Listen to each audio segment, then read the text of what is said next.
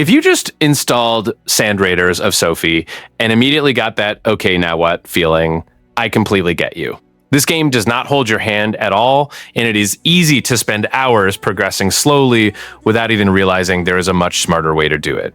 I spent a good amount of time testing different builds, routes, and strategies, and I have separated the 10 tips that actually make a difference for you to progress much faster in this desert world. If you want to stop wasting time and start progressing the right way, stick with me until the end because I am sure at least a few of these tips will help you. I am Matthew, and the video is about to start.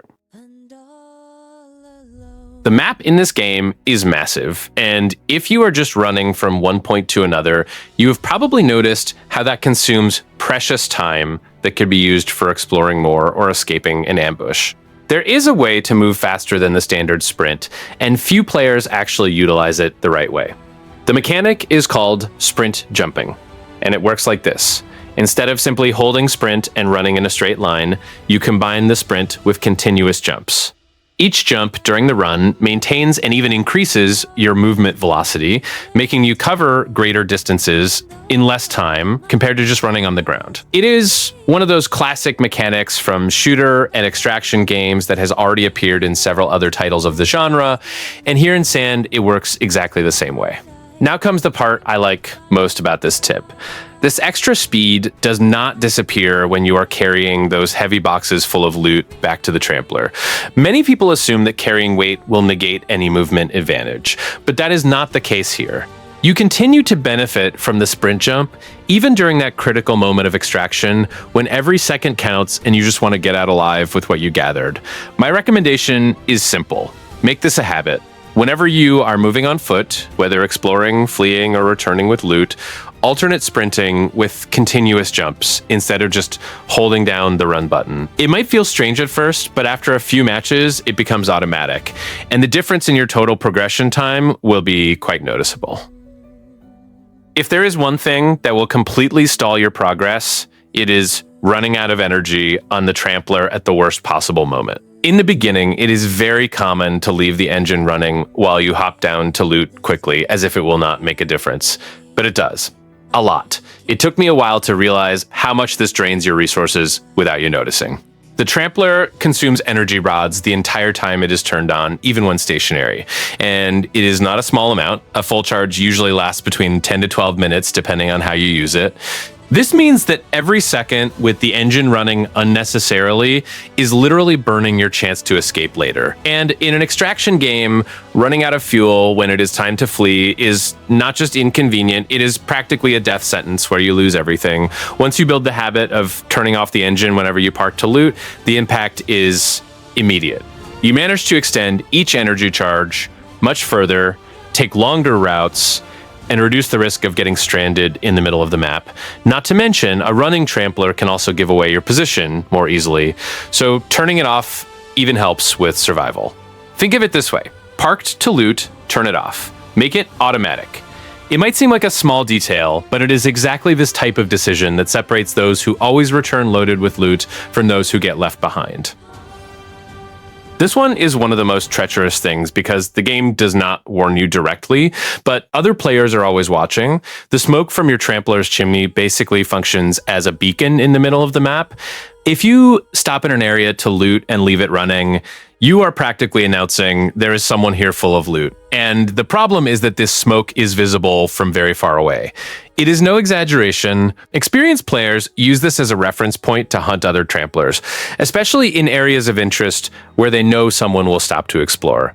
In other words, you could be peacefully gathering resources while on the other side of the map, someone has already decided you are the next target.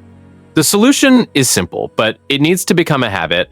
When you stop, turn everything off. When you cut the power, the smoke disappears, and along with it, the primary clue to your location. This completely changes your approach, especially if you prefer to play more safely and avoid unnecessary confrontations while loaded with loot. Once you start paying attention to this, you can even use it in reverse. If you see smoke on the horizon, you already know someone is there, probably distracted, looting. So besides protecting yourself, understanding this mechanic also gives you an absurd strategic advantage on the map. This tip right here is the kind of thing you only learn after losing everything, and believe me, it hurts. Mounting your Trampler haphazardly, putting everything together in the same place, seems practical at first. But in the first serious combat encounter, you realize the problem. A single destroyed point can end your entire run. The secret lies in thinking of your Trampler as an actual modular base. Instead of concentrating everything, storage, engine, pilot seat, on a single level or compartment, you start separating these parts. Hide what is most critical, spread out the loot, and protect what cannot be lost. This completely changes your structural resilience in combat. In practice, when an enemy hits a specific part of your vehicle, they will not take everything down with it. You might lose one compartment, but you still maintain control, you can still escape, and you still save part of the loot. It is the difference between leaving with a partial loss or simply losing hours of progress in seconds. Once you adopt this more strategic style of construction, the game becomes even more tactical. You start thinking about layout, protection, and even how to deceive whoever is attacking you. Ultimately, that is what keeps you alive longer and progressing much faster. This one is a classic. You had a perfect run, filled the Trampler with loot, and when it is time to extract, you lose everything due to rushing. In Sand, Raiders of Sophie calling the extraction is not just pressing a button and leaving. It is one of the most dangerous moments of the match because you are left entirely exposed and predictable. The process itself puts you at risk. You need to climb the tower, activate the radio, and wait while everything happens, and that window of time is more than enough for another player to appear. Not to mention, the Trampler is pulled up first, so if someone arrives during that timing, you can literally watch all your progress disappear without being able to react. Because of this, before anything else, treat the extraction as if it were a combat zone. Arrived at the point, do not go straight up. Take a loop around, observe clear potential threats, and try to ensure nobody is following you or hiding nearby. Patient players survive longer in this game, and here it makes all the difference. Once you develop this caution, your extractions become much more consistent. You stop relying on luck and start controlling the situation. In the end, progressing fast in this game is not just about looting well, it is knowing how to get out alive with what you conquered. This tip seems obvious until you lose an absurd amount of loot because of it. In this game, it is not enough to simply grab items and throw them inside the Trampler any old way. If they are not properly stored, the game simply ignores everything at the time of extraction. I have been through this. You return full of rare resources, think everything is fine, call the extraction, and when you leave, half of your things are simply gone. The reason, it was all thrown on the floor of the Trampler without being in boxes or racks. The game only considers valid what is organized in the correct compartments or in your personal inventory. So before boarding the ship, create this mental checklist. Is everything stored correctly? Is it in boxes, shelves, or the inventory? If it is not, you still have time to organize it. This precaution takes a few seconds, but avoids a massive frustration later. Once you get into this habit, your extractions become much more consistent and reliable. Because in the end, it does no good to loot well, survive, do everything right, and lose it all over a silly detail in the final step. If you are just starting out now, or just took that wipe that left you with nothing, trying to jump straight back into the more competitive mode is a classic mistake. The urge to recover everything quickly hits hard, but in practice, this only puts you in even more difficult situations, facing better equipped players while you are at a disadvantage. Voyage mode exists precisely for this, and many people ignore it. It is calmer, more focused on exploration, and has a much more controlled threat level.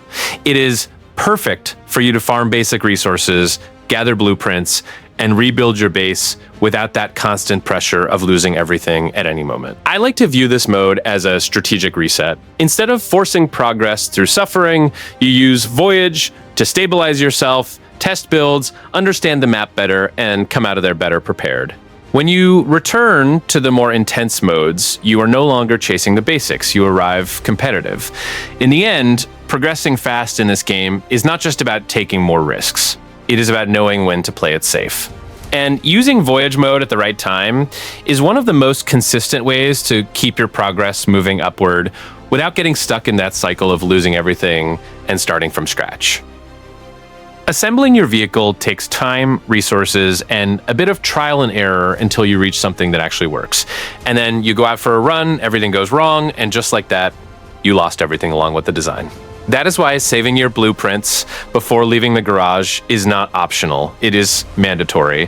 Whenever you make any improvement, adjustment, or create a new layout that works well, save it as a project. That way, if the worst happens, and it will happen at some point, you do not have to start from scratch. The impact of this on your progression pace is enormous. Instead of wasting time rebuilding piece by piece, trying to remember what your Trampler looked like, you simply load the blueprint and get back into the game much faster. This maintains your consistency and avoids the fatigue of having to redo everything by trial. Once you create this habit, the game becomes much less punishing. You start taking more risks, testing new things, and progressing with more freedom, because you know that even if you lose everything, your foundation of progress is saved and ready to be used again. If there is one trap I fell into at the beginning, it was wanting to build a super elaborate Trampler right in the first few hours. It seems tempting, but in practice, this only makes you spend too many resources on something you will probably lose quickly. Early on, the game rewards those who play simply and efficiently much more. That is why the Grumpy Walker blueprint is so valuable. It is cheap to assemble, has a low rebuild cost, and still delivers a very good balance between mobility, durability, and functionality. It is not the strongest in the game, but it is exactly the type of build that keeps you alive and running multiple consecutive runs without breaking your progression. I like to use it as a base while I am farming and unlocking things in the tech tree. Because that way, if things go wrong and you lose the Trampler, it does not hurt as much. You rebuild quickly and return to the map without that massive delay. This keeps your momentum steady, which is what actually makes you progress faster in the long run. Once you are more stable, with more resources and upgrades unlocked, then you can start thinking about more complex builds. But in the beginning, going with the Grumpy Walker is practically playing the smart way. Less risk, more consistency, and much more solid progress. Just shooting at any part of the enemy Trampler is the fastest way to waste ammunition and lose the fight. The game rewards those who know exactly where to aim much more. And here is the key point. It is not about destroying quickly, it is about disabling first. Aiming at the enemy Trampler's legs completely changes the combat. When you hit this part, you basically strip away the guy's mobility, and that on an open map is devastating. A stationary target becomes an easy target. From there, you control the fight, dictate the pace, and force the other player to play defensively. After immobilizing them, then you shift your focus to the reactor or the weapons. It is at this moment that the fight is practically decided, because the enemy cannot reposition properly. And one thing that makes a big difference here is using your own Trampler's movement to bait shots, reposition, and maintain the advantage while finishing them off. In the early game, weapons like the 40mm and 80mm cannon already get the job done, but the real secret lies in learning the projectile trajectory. It is not hit scan, so predicting the enemy's movement makes all the difference. When you master this, along with focusing on legs first, your fights start becoming much more consistent and controlled.